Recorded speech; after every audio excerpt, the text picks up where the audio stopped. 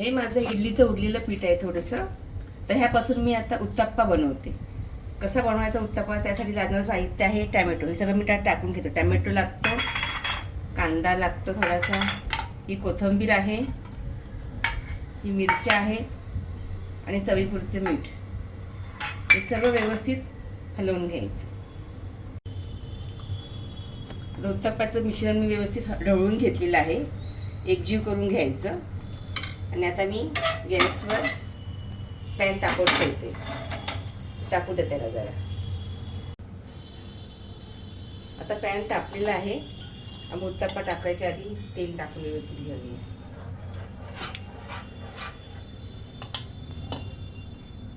व्यवस्थित ठेवून टाकायचं.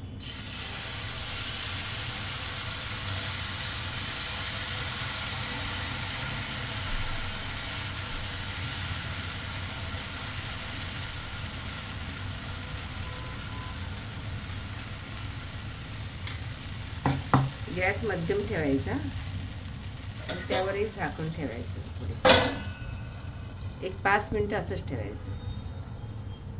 5 मिनटं झालेली आहेत. आता आपण वरचं ताट काढून घेऊया.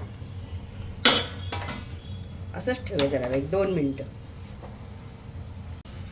2 मिनटं झालेली आहेत.